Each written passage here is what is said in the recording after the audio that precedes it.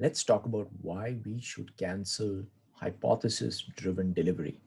First, what is my understanding of hypothesis-driven delivery? I first learned about hypothesis-driven delivery from Patricia Kong at scrum.org, and my understanding is that it is derived on ideas from the book Lean UX by Josh Seiden and Jeff Cawthon. And my understanding is that any idea, it could be a product backlog item, it could be a feature, any idea that you have about where to invest time and money in your solution delivery is, as Kurt Bittner would say, is a suspect, is an unproven hypothesis at best. And as Gunther would say, there is one and only one source of truth in agile delivery, and that's the market. So no matter how smart you may think you are, um, whatever cool ideas you may have about features, about backlog items, at best they are suspects, they are unproven uh, ideas, they are hypotheses that be must be put to the test of market reaction. So one possible way of expressing your ideas or backlog items is in some kind of a format, which might be like this. We believe that implementing this feature or delivering this item or delivering this capability will increase or decrease some business outcome based indicator from current value to target value by target date. So when you explicitly put these statements or statements like this in your product backlog item, you are acknowledging with humility that there is no guarantee that when this item is delivered to production to the market, that it will generate the measurable business outcomes that you want it to, because you are explicitly stating that it's a hypothesis. Now, there are four reasons why I have received tremendous pushback when introducing hypothesis driven delivery to product owners or to companies. Reason number one is complexity or control. The first reason why the product owner or company may push back is to say, look, Ravi, uh, who knows what's going to happen when we deliver this feature? I know in my bones, I know in my gut it's the right thing to do, but I refuse to quantify why I think it's the right thing to do or what success is going to look like, because there are too many factors. It's out of my control. If you chip away at that reason and somehow manage to persuade the product owner or the organization to say, yes, there is uncertainty, but it's better to target a certain outcome as opposed to just throwing spaghetti on the wall and seeing what sticks. Imagine for a moment, suspend your disbelief that we are able to overcome the first resistance, the first C. Let's move on. Here's the second C I come across in terms of why hypothesis driven delivery is not going to work in the real world. Maybe in the imaginary world that agile trainers live in, it works, but not in the real world where the rest of us live in. The second reason is correctness. Even if I felt that I could achieve that outcome, I don't know what are the correct metrics to measure the outcome. So yes, I want to increase customer satisfaction or I want to increase profit, but there are so many metrics out there. I don't know which one to use. So therefore, because there are too many metrics, and no matter what metric I choose, there will be some smart aleck in my company who will nitpick my choice to death. Therefore, it's better to not even try. So that's a reason why we should not use hypothesis driven delivery, because we don't know what are the correct metrics that we should measure to prove or disprove the hypothesis. Imagine for a moment, suspend your disbelief yet again. I might just ask you to do this twice more in this talk.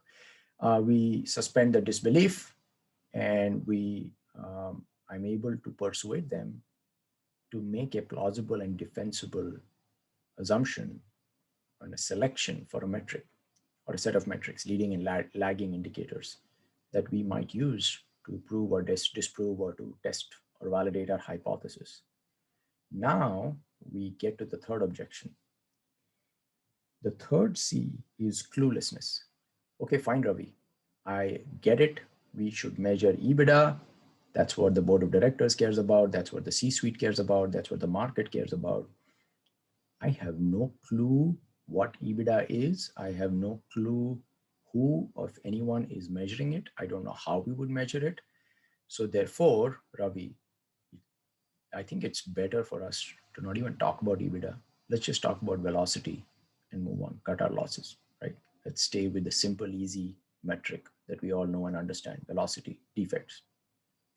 So that is often the third C, the third reason why hypothesis driven delivery should not be used, which is cluelessness. I have no clue where I would even go to measure or to get the value or who I would speak to or what system of truth I might use. All right. Imagine for a moment that we tell them it's okay. It's okay if you don't know where this metric is currently stored, if it is being stored, or who has this metrics, if it's being captured, and who knows what the value is.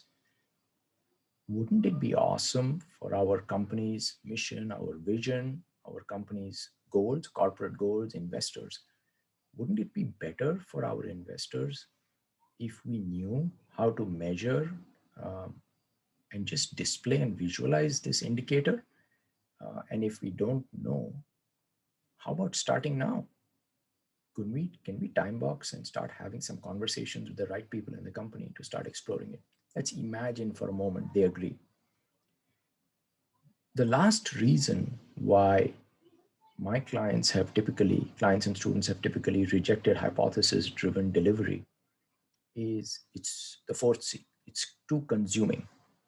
It's all consuming, meaning, okay, fine, Ravi, you sold me that we should target the metric or an outcome, a measurable business outcome, despite the fact that there are many forces which are outside of our sphere of control.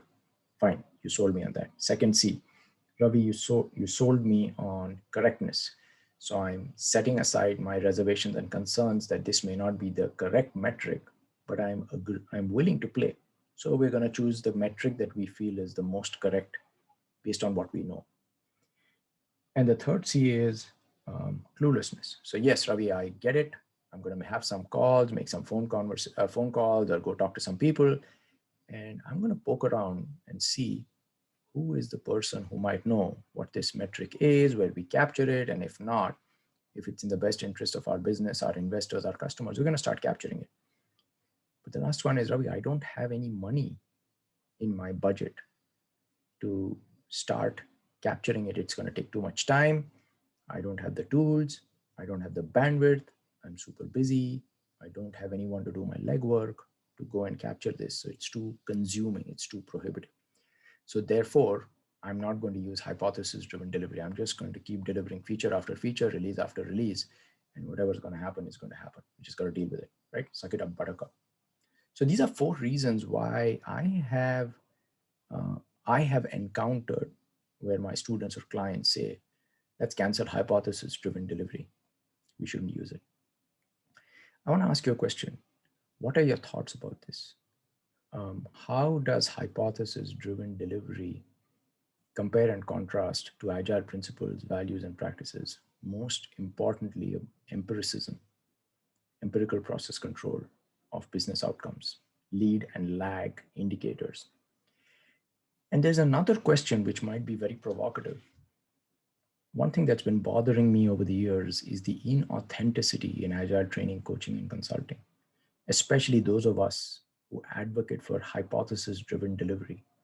Starting with myself, one authenticity that I noticed in my own training, coaching, and consulting was that while I was advocating for hypothesis driven delivery, for delivery of product backlog items or user stories or features or epics, sprint goals, release goals, roadmaps, the inauthenticity that I was demonstrating was that I was not using hypothesis driven delivery for my own training, coaching, and consulting.